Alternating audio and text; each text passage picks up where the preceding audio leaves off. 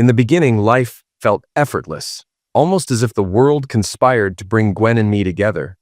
We met by chance at a minor league baseball game on a warm summer evening, and from the moment I saw her smile, I knew my life would never be the same.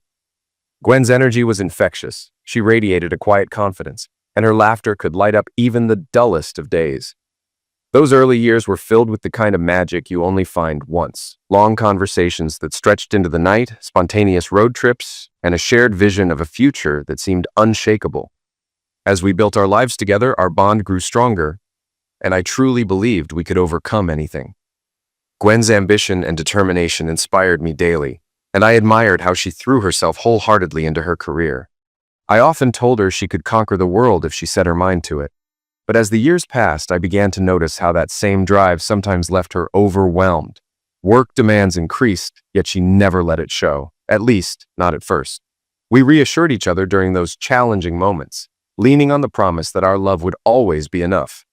But life rarely unfolds the way we imagine. Subtle shifts started to creep into our relationship, almost imperceptible at first. Little by little, our carefree days gave way to routines dominated by obligations, and the laughter we once shared seemed more distant. In hindsight, it's clear that those changes planted the seeds of what was to come. Gwen and I were approaching our 4th anniversary, but something between us had shifted over the past few months. It started after her promotion to project manager. She took over a critical project when her boss stepped aside following a heart attack. The added responsibility brought long hours and intense stress, triggering Gwen's latent OCD. Our time together dwindled, and despite my efforts, cleaning, laundry, and foot rubs, my support seemed unacknowledged. Soon she withdrew entirely. My words annoyed her, my touches were unwelcome, and I felt like I was living with a stranger. When I confided in friends, they were surprised. Paul, my closest buddy, summed it up. "Les, that's rough. Most couples hit a slump, but this early? Are you sure you're not imagining it?" I explained that we hadn't been intimate in weeks and shared some of Gwen's sharp comments. His shock turned skeptical. Could she be cheating? I shook my head. No way. She's too busy with work, leading a massive platform overhaul that could make or break her career. Paul nodded. Then she's buried in stress. Just don't jump to conclusions and accuse her of anything. A supportive partner matters now more than ever. On another day, a stranger at the bar muttered under his breath, "Nothing worse than a non-supportive spouse, except a cheating one." That struck a nerve. Determined to trust but verify, I casually offered to bring Gwen lunch at work the following Saturday. She happily agreed, requesting pizzas for her and her team. When I delivered them, she introduced me to her coworkers, including 2 recent hires, Brad and Clark. Everything seemed normal. Over the next few weeks, I kept tabs discreetly and found no evidence of wrongdoing. Still, the emotional distance between us lingered. Finally, I decided to take a different approach. One evening, I set the table with candles, wine, and a homemade dinner. When Gwen came home, she seemed taken aback but smiled. "This is lovely, Les," she said, kissing me. After dinner, I handed her an envelope. "I know work's been overwhelming, but I think we need to reconnect. After your project wraps up, I've planned a week-long vacation for us. It's booked for next month. First-class flights to a couple's resort in the Dominican Republic. We have until tomorrow to cancel." Gwen flipped through the brochure, her eyes welling with tears. "This is perfect," she said, moving to sit on my lap. "Thank you. I can't wait to spend this time with you."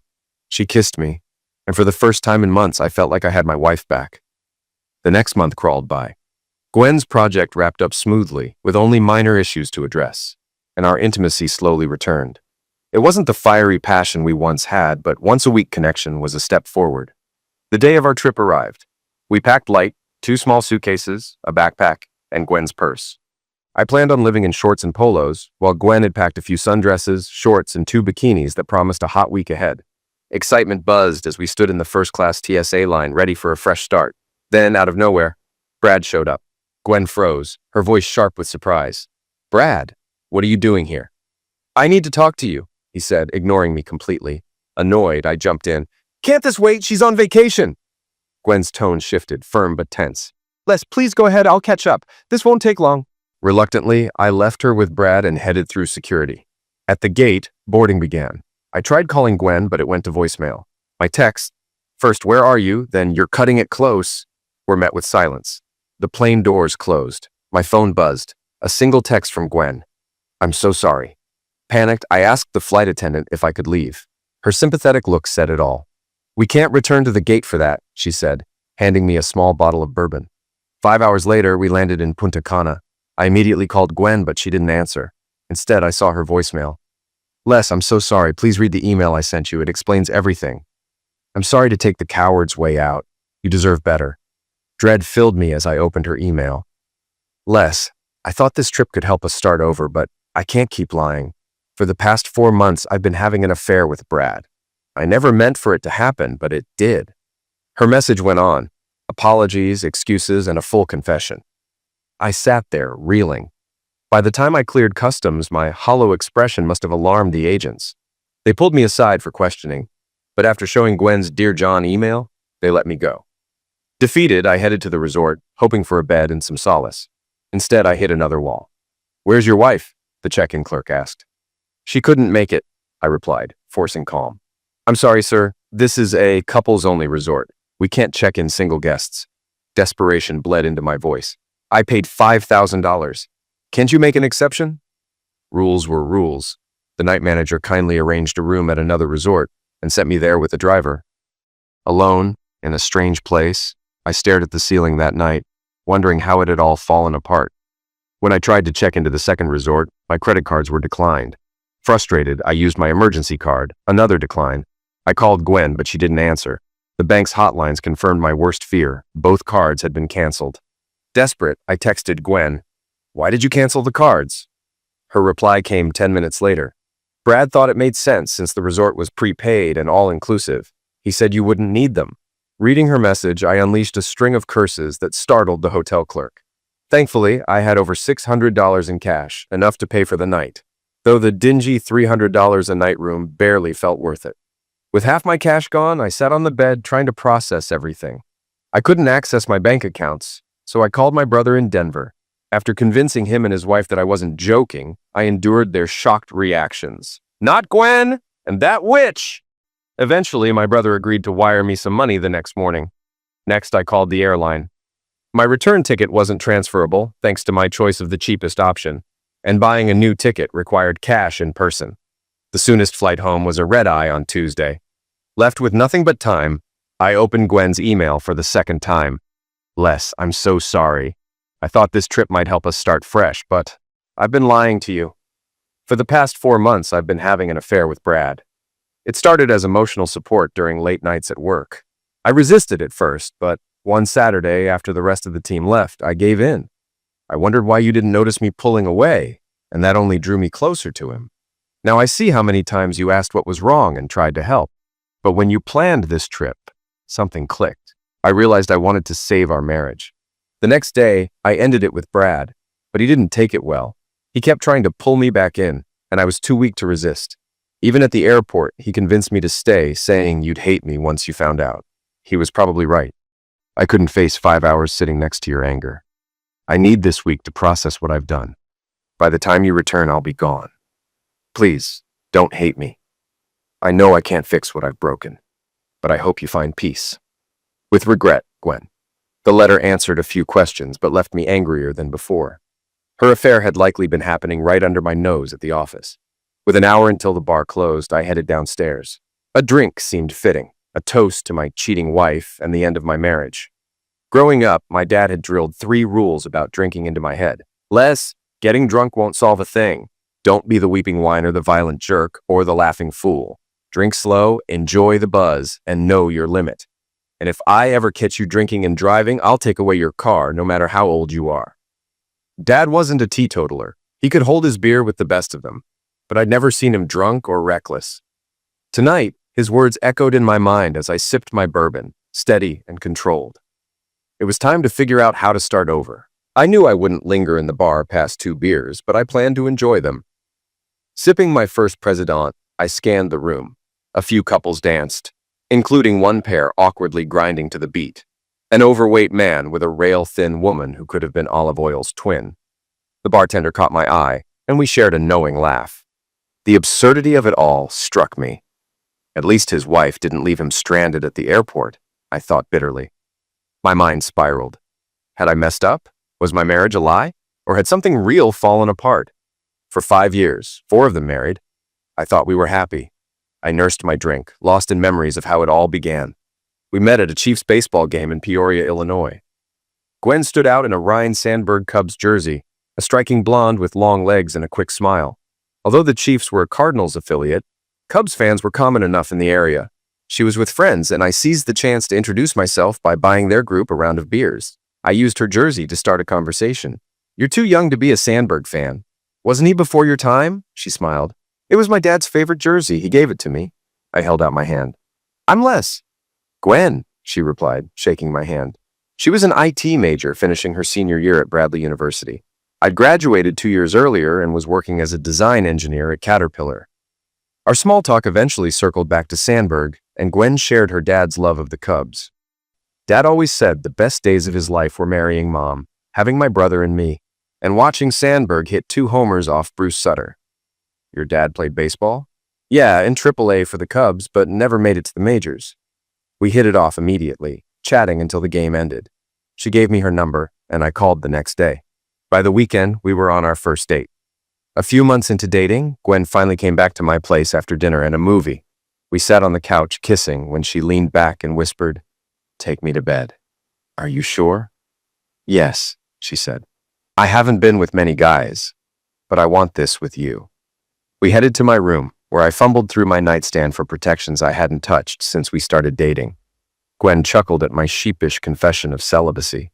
She preferred the lights off while I liked them on, so we compromised by leaving the hall light on, letting it spill gently through the doorway. As we got ready, I couldn't help but admire the elegant lingerie she had chosen. It was stunning. "I put this on for you," she said shyly. "Now I don't know if I should admire it longer or take it off," I teased. Gwen placed my hands on her bra clasp, silently answering the question. What she revealed was breathtaking, perfectly shaped and inviting in every way. I lavished attention on her, teasing and kissing her body, but when I tried to move lower, she stopped me. "No, don't," she said firmly. "You'll like it," I promised. "Not tonight. Just make love to me." I didn't push. There'd be time later to explore. She was tight and ready, her body responding despite her shyness. Our first time was tender but reserved. Gwen, though stunning, was hesitant and restrained. She clung to my shoulders, avoiding eye contact and saying little. It wasn't perfect, but it was ours, a beginning. I realized early on that Gwen was inexperienced when it came to intimacy, but she was open to exploring, albeit cautiously. She was often hesitant when I suggested something new, like trying different positions or BJ, but she would eventually go along. She drew the line at mutual touch yourself, though, shaking her head at the idea. Our first night together was a good example of her initial shyness. After we made love, she curled up in my arms and asked for a shirt to sleep in. "No, we sleep in the nude," I said. "I've never done that." "You'll like it," I reassured her. And she did, falling asleep in my arms, her body pressed against mine. The next morning, she asked again for something to wear. "No, stay nude," I replied. She hesitated but didn't argue, walking to the bathroom and then joining me in the kitchen. She avoided eye contact, but I couldn't help admiring her graceful frame as she moved around my apartment. Over time, Gwen became more open. A month later, we started exploring new ways to connect on a deeper level. One evening, during an intimate moment, I noticed her reactions were particularly emotional and memorable. That night became a special moment that we both cherished. Outside the bedroom, we meshed well. The only friction came from her fiercely competitive family and friends, especially regarding sports. Once, we watched Purdue play Bradley in basketball at a pub with her group. Every time Bradley scored, one of her friends was in my face, cheering obnoxiously. Luckily, Bradley won, sparing me their wrath. When they demanded I buy the next round, I refused, insisting the winner buys, which didn't win me any favor with her crowd. Gwen stayed neutral, neither defending nor criticizing me. Meeting her father was another story. That Thanksgiving, after 4 months of dating, I accompanied Gwen to her parents' house. Her dad greeted me politely until Gwen jokingly announced, "Watch out, Dad! He's a Cardinals fan." His expression darkened, and I knew I was in trouble.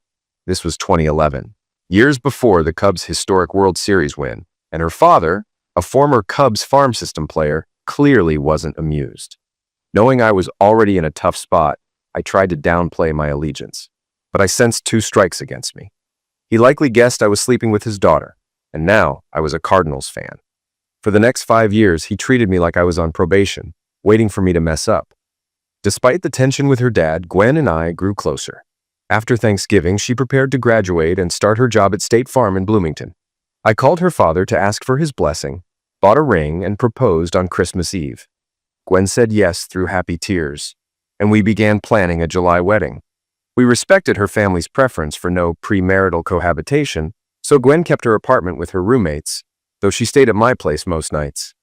After the wedding, we moved into a small farmhouse midway between my job in Peoria and hers in Bloomington. Our wedding day in late July was perfect. We honeymooned in Miami Beach, where Gwen turned heads in her tiny bikini, classy but alluring. For the next year, we made love every day, blissfully happy. Over the next 3 years, we planned for children and a house, aiming to start a family before Gwen turned 30. Then, 4 months ago, everything unraveled. And now here I was, thousands of miles from home, alone in the Dominican Republic, sipping beer and wondering how it all went so wrong. The bartender rang the bell for last call, signaling the end of a long night. I finished my second president, left a generous tip, and thanked him for providing a quiet space to think before heading back to my room. Monday morning brought more headaches. I discovered that all our shared bank accounts had been closed. Thankfully, my brother had wired me money, which I collected at Western Union before heading to the airport. The earliest flight I could get was Tuesday night. Resigned, I returned to the resort and extended my stay by a day. To avoid wallowing in misery, I went for a run along the beach, followed by a swim in the warm ocean. Still, seeing happy couples everywhere only deepened my sense of rejection. I retreated to my room, ordered room service to avoid more reminders of what I'd lost, and spent hours absorbed in a spy novel from the hotel boutique. Tuesday passed in much the same way, a run, a swim, and a quiet lunch in town before heading to the airport. 7 hours of waiting turned into more reading, and the red-eye flight offered little rest. After landing and enduring a 2.5-hour drive home, I finally stood in our bedroom, staring at the empty space where Gwen's clothes and belongings had been. By Wednesday noon, I woke from sheer exhaustion and called a friend to get the name of a divorce attorney. That afternoon, I met with Henry Abbott, a no-nonsense lawyer who assured me he'd protect my interests. He had me document every detail of the ordeal, from being stranded in the Dominican Republic without funds to the money I spent getting home. He also requested a full inventory of our shared assets and anything missing from the house. Henry warned me Gwen might try to serve me first. Letter. It positions her as the one ending the marriage, and will gain insight into their strategy, he explained. Sure enough, Monday morning, Sarah, our office administrator, informed me someone was waiting to see me. It was a process server with divorce papers. As I read through the papers, anger surged. I almost called Gwen to confront her, but stopped myself, remembering a friend's cautionary tale about a similar situation. Instead, I handed everything to Henry, who assured me we'd handle it. 2 months later, I sat in a courtroom, nerves frayed. The judge entered, a woman, and I braced myself for the worst. Gwen's lawyer presented their demands while Gwen avoided my gaze. Notably, Brad was absent, a calculated move, I assumed. When it was our turn, Henry laid out the facts, emphasizing Gwen's unilateral decisions and my abandonment overseas. The judge, clearly prepared, turned to Gwen. "Miss Harper," she said, addressing Gwen by her maiden name, "you've made no allegations of offense. Did you leave your husband simply because you fell in love with Mr. Bradley Parker?" After conferring briefly with her attorney, Gwen answered, "Yes, Your Honor, there was no offense." The judge nodded. "Thank you for your honesty. False claims of offense are something I do not tolerate in my courtroom." She reviewed her notes before delivering the ruling. "The divorce is granted, effective immediately. There will be no spousal support. Each party will retain their personal retirement funds and possessions. Joint assets will be split 50-50. From Ms. Harper's share, she will reimburse Mr. Lester for $9,000 in vacation costs, expenses incurred in the Dominican Republic, and return airfare. Additionally, she will cover all attorney fees for both parties and pay $3,200, representing half the rent for the 7 months since she left the marital home. The judge turned to Gwen, her expression firm. "You claim to have loved your husband. If this is how you treat someone you love, I can only imagine how you treat those you don't." And with that, it was over. No celebration, just relief. And the weight of starting over. The ruling left me speechless.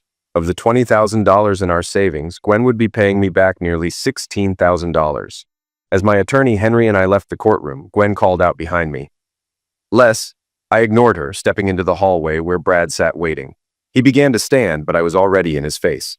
"She'll cheat on you too," I said, walking past him without waiting for a reaction. Outside, I turned to Henry. "Lunch is on me," I offered, and we headed to a diner across the street.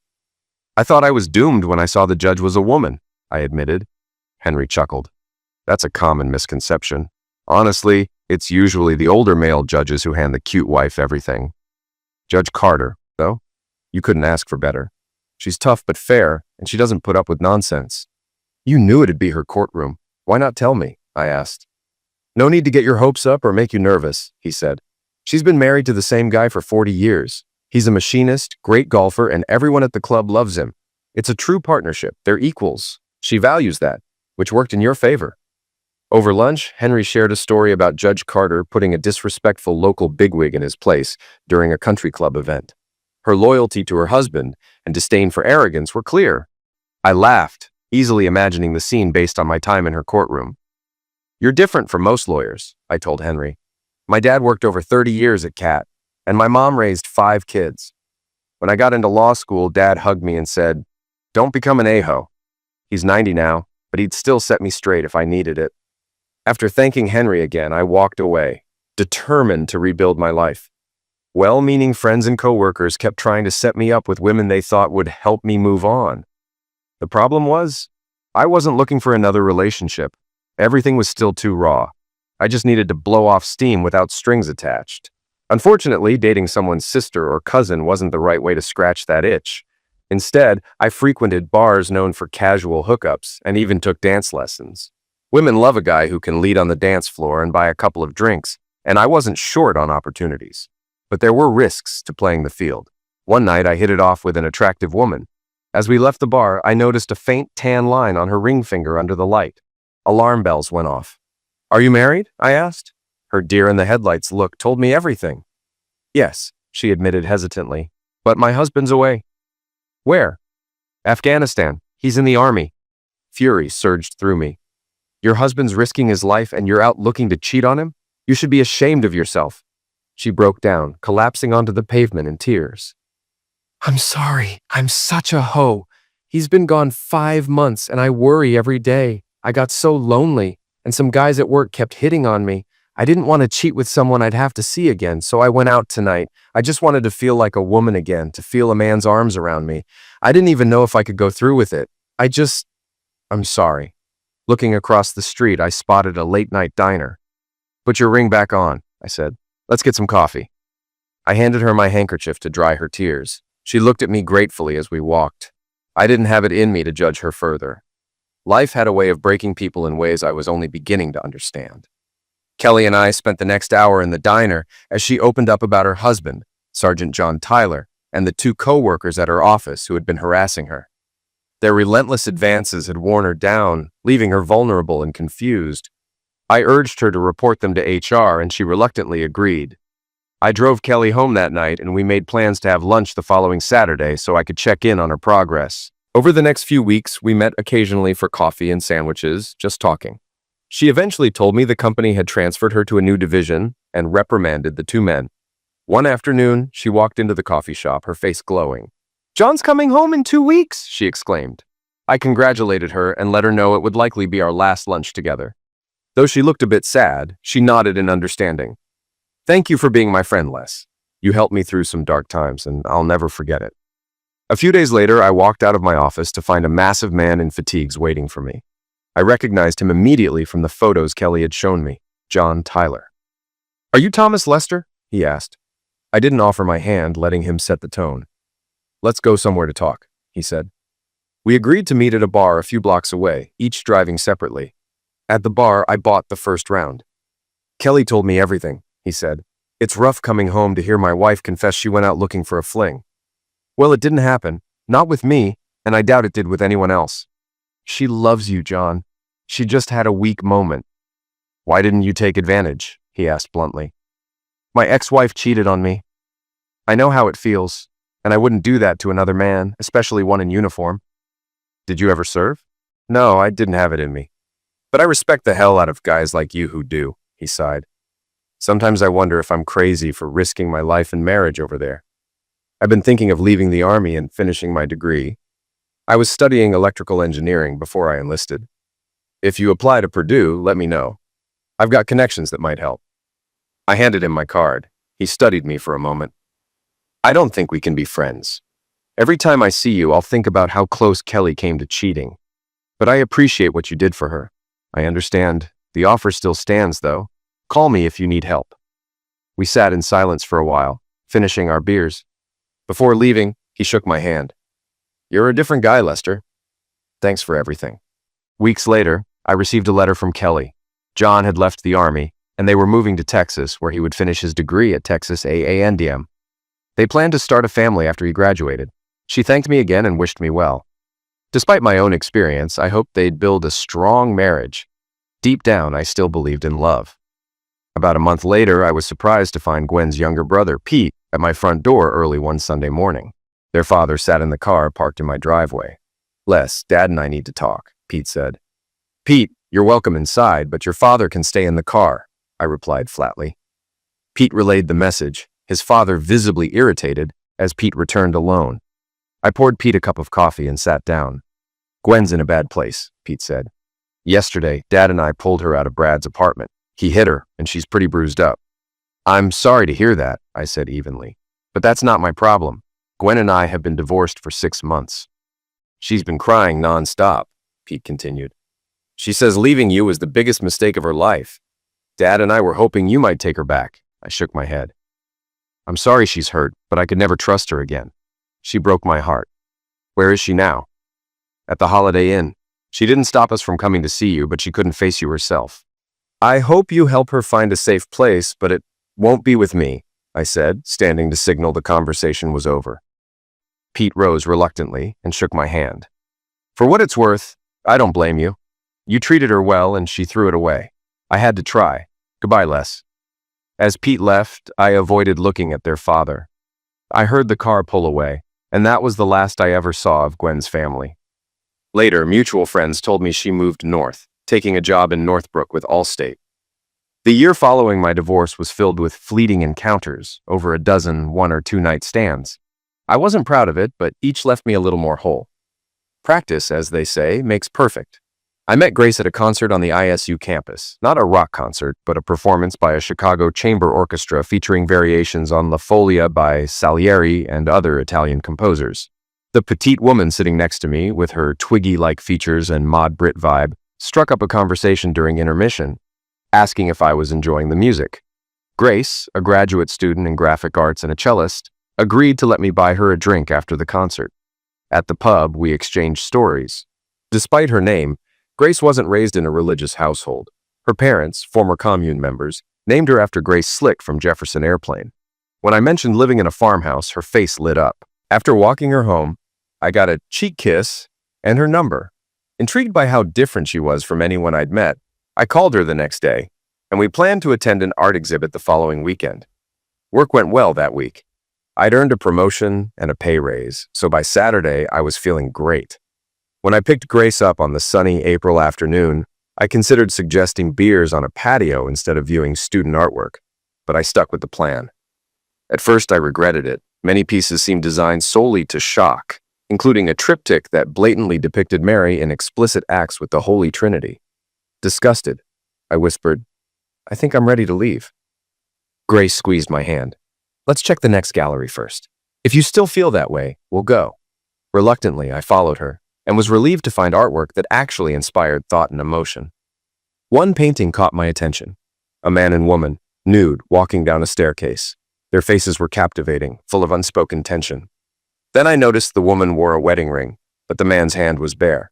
The title card read, Oil on Canvas, Le Dernier Après-midi des Amoureux, by Grace Powell Adams. You painted this? I asked, stunned. She smiled knowingly. Yeah, do you like it? It's incredible.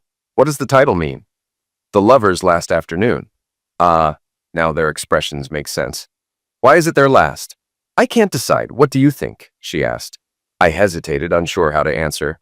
But before I could, Grace pulled me toward another room to show me a second piece. This one, a vibrant animation drawing of a giant fish tank teeming with life, was a complete departure from the first. This is amazing, I said. My niece would love it. Why is all the great art tucked back here? And that other stuff front and center. Grace laughed. The professor curating the show is trying to impress the Chicago avant-garde crowd. Rumor is he's also sleeping with the student who did the Unholy Trinity piece. Well, at least you have good taste, I said, earning another laugh. After the exhibit, we headed to the pub and spent hours talking. Grace surprised me with her grounded perspective, especially given her unconventional upbringing. She explained that the commune wasn't the free love stereotype people often imagined.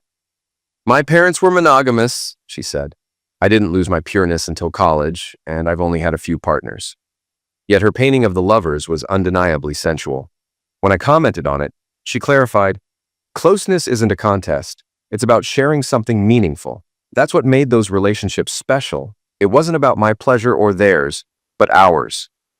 Grace's honesty and insight left me intrigued, and I couldn't wait to see her again. The evening air turned cooler, signaling the end of a long day. Grace mentioned she needed to leave early to finish a project for school. It had been a wonderful first date, and plans were made for her to come to my place for dinner the following week. On Wednesday, Grace arrived promptly. She was drawn to the overgrown garden patch in my backyard, intrigued by the tall fence and the buried portion designed to keep rabbits out.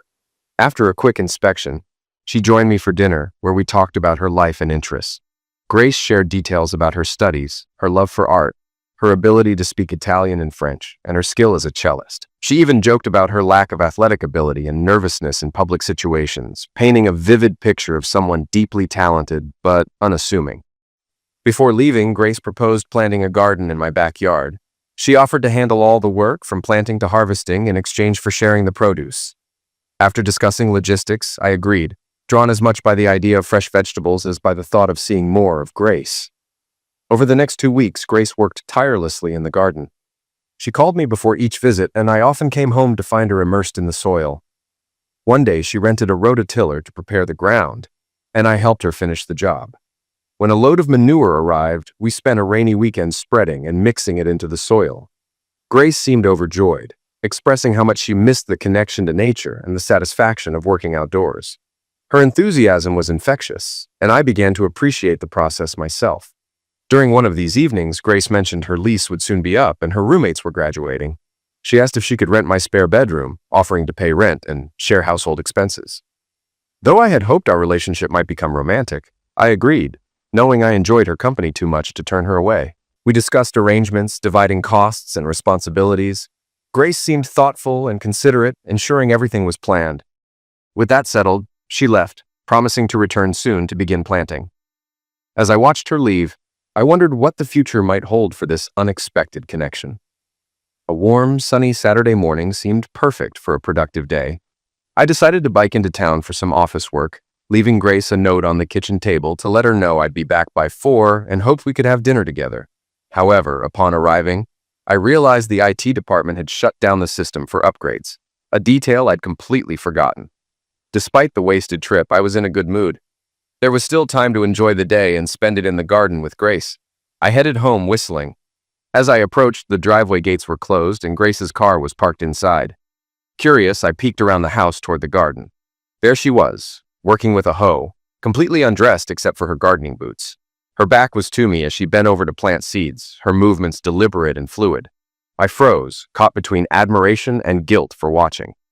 Not wanting to intrude, I decided to retreat and make noise as if I'd just arrived, giving her a chance to cover up. But as I turned, the barn cat darted in my path. I tripped, the bike clattering to the ground, and Grace spun around in alarm. She spotted me, froze momentarily, then reached for a nearby dress. In that moment, I saw everything: her petite frame, flawless skin, and natural beauty. Realizing I'd been caught, I locked eyes with her and saw something deeper in her hazel gaze. Vulnerability, curiosity, and maybe even desire. Without thinking, I rushed into the garden, wrapped my arms around her, and kissed her. To my relief, she kissed me back. It felt natural, inevitable. I told her I loved her, surprising even myself. Grace admitted she'd been unsure about how I felt, and assumed I saw her only as a friend. She had doubted her own appeal, comparing herself unfavorably to the photos of Gwen I still had in the house. I reassured her, confessing how beautiful and unique I found her. She seemed to believe me, her hand brushing against my arousal, a playful smirk forming on her lips. Moments later, I carried her into the house and to the bedroom. There was no hesitation as we embraced, ignoring our sweaty and dirt-covered bodies. The passion between us was raw and overwhelming. Afterward, we showered together, playfully washing away the grime before falling into bed again, this time exploring each other more slowly and intimately. Later, as we lay together, Grace asked if this meant she'd no longer need the second bedroom for herself. I smiled, realizing she wanted to move in permanently. She promised to wait until after finals, but agreed we were no longer just roommates. I couldn't resist asking about her gardening without clothes. She explained it was something she'd grown up doing, a way to feel connected to the earth. Swimming, too, was something she'd always done nude. Skinny dipping in the commune's lake had been her norm. The thought stirred something in me, and Grace teased me for it, climbing onto my lap and drawing us into another slow, sensual moment. We didn't get much planting done that day, but we eventually made it back to the garden, embracing the new rhythm of our relationship, one that seemed perfectly natural, like working the soil under the sun. Gardening without clothes had its appeal, but I couldn't wait to try skinny dipping next. It never crossed my mind to let Brad walk away unscathed after his role in wrecking my marriage. While Gwen bore equal responsibility for its collapse, Brad had brazenly disrespected our vows and pressured her to financially cripple me during the divorce. He deserved payback. I wasn't in a rush to exact revenge. As my relationship with Grace deepened, I questioned if it still mattered. The answer was clear. It did.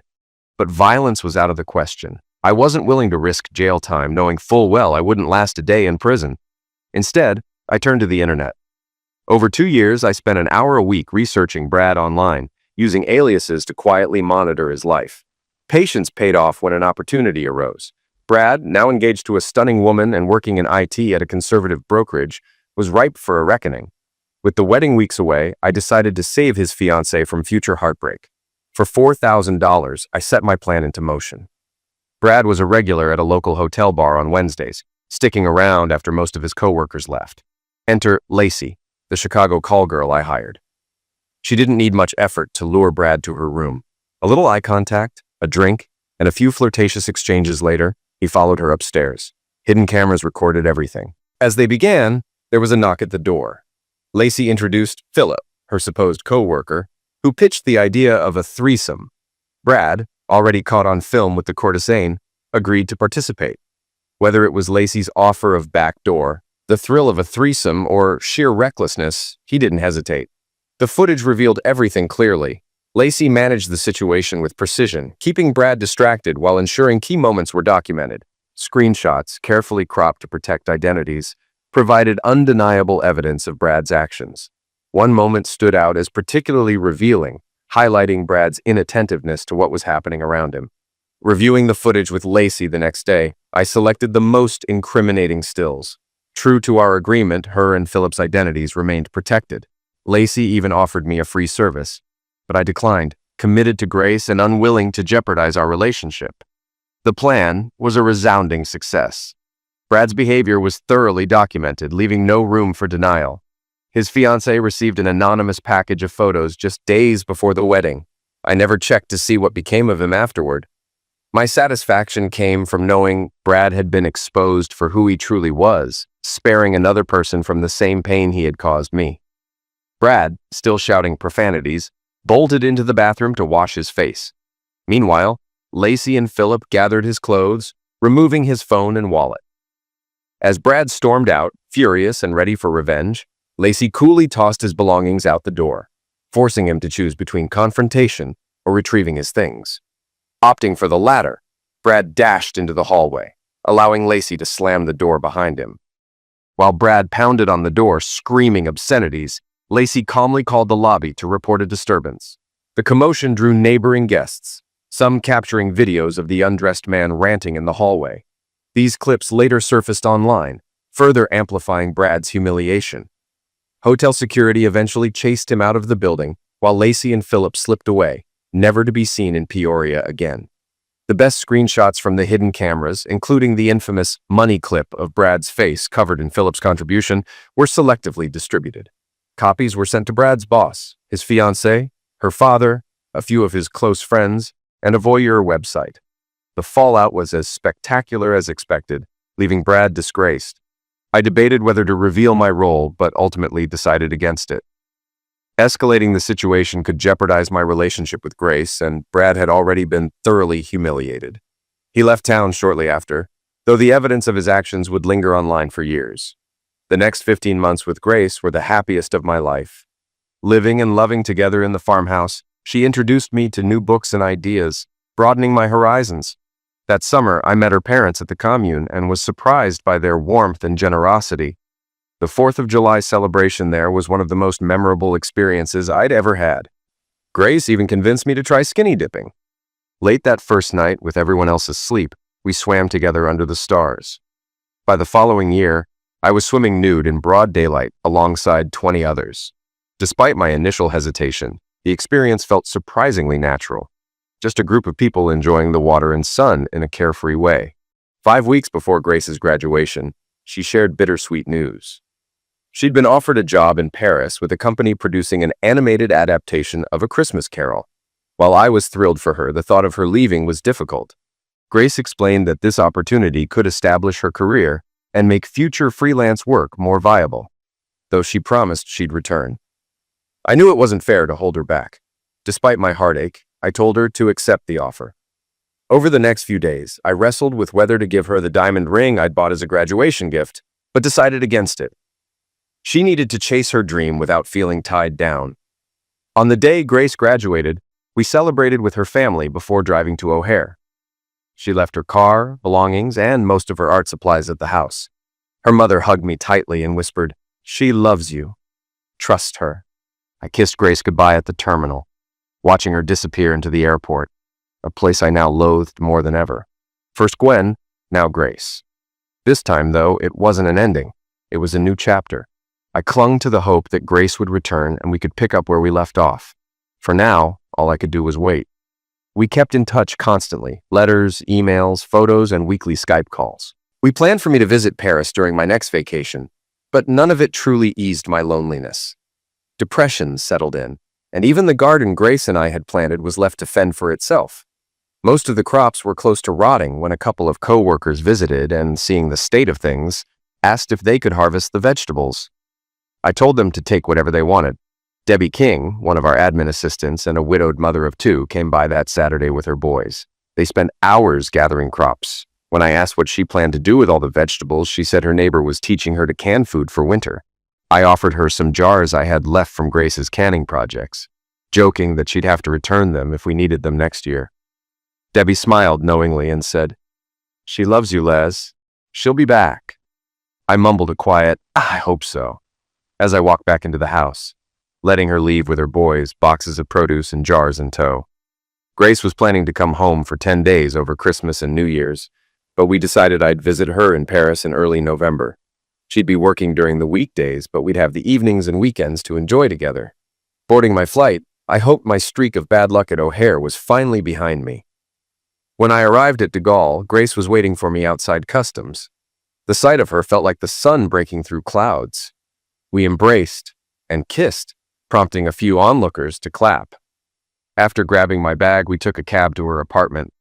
Barely inside the door, we were already pulling off each other's clothes, savoring the closeness we had missed for so long. Her apartment was a tiny efficiency, barely big enough for a pull-out sofa that passed for a bed.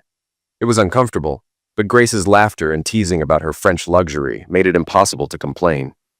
She pointed out that some of her co-workers lived in even worse conditions. I didn't care. With her in my arms, it felt like home. Jet lag caught up with me after our first round of lovemaking, and I fell asleep. Waking briefly in the dark, I relished the warmth of Grace's undressed body wrapped around mine before drifting off again. The next time I woke, she was dressed for work, kissing me softly.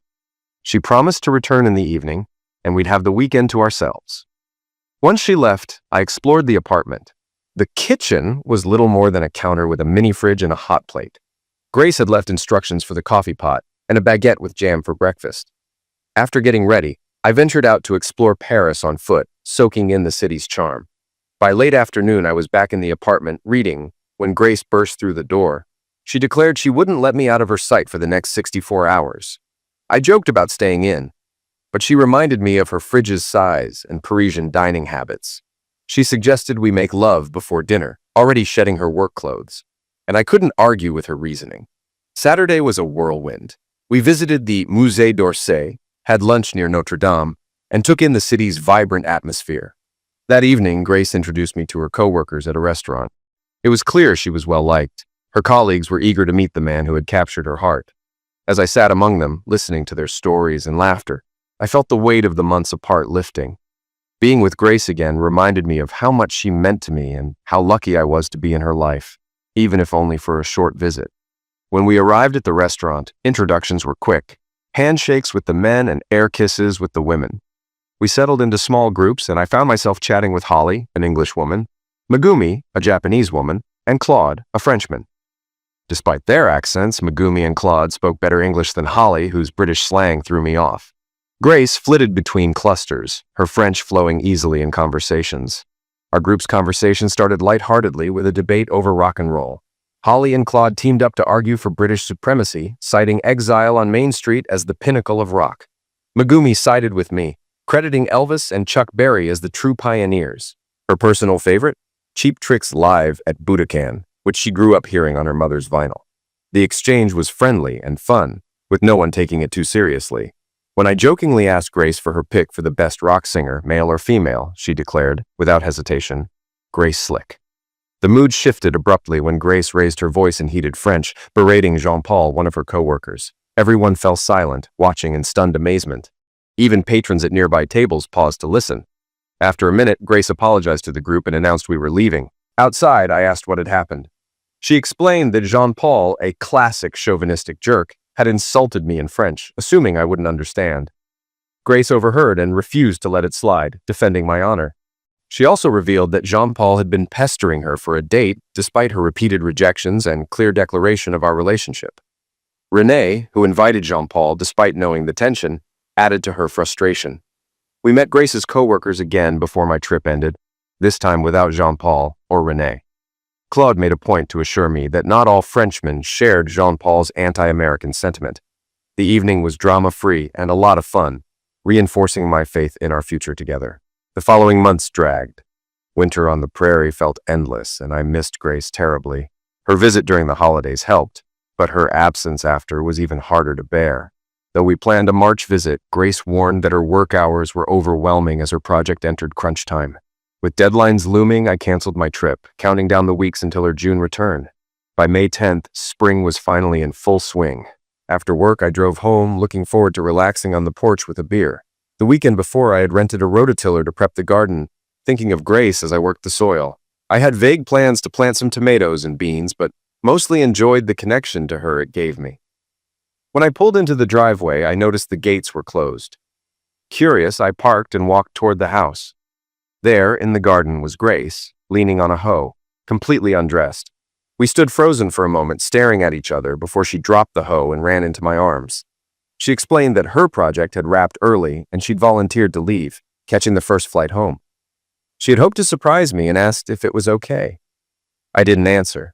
Instead, I rushed inside, retrieved the ring I had hidden in the safe, and dropped to one knee in front of her. "Will you marry me, Grace?" It took her a moment to process, but when she found her voice, she said yes. Laughing, she suggested Sunday for the wedding, just enough time to get a license and invite our families. We married in the garden, muddy as it was. Both sets of parents, a few siblings, and close friends attended the intimate ceremony. Grace, much to my parents' relief, wore a dress. We stayed in the farmhouse until the harvest, spending the summer searching for a place of our own. We found the perfect property north of town near the river. It had 4 acres, with 2 wooded, plenty of room for Grace's garden, and a large garage that would double as her studio. We planned to live in the existing double-wide while building a house, though construction stalled when winter arrived. Grace, now freelancing and painting full-time, sold one of her works, Le Dernier Après-midi des Amoureux, for $8,000. Her success meant she could focus on her art and the garden while preparing for her next role, stay-at-home mom. Our first child was due in May, and Grace wanted a big family. I couldn't believe how lucky I was, married to my dream woman, living on a beautiful property, with a great job and a baby on the way. The only challenge? Convincing Grace to keep her clothes on while gardening next spring, especially with the builders on site.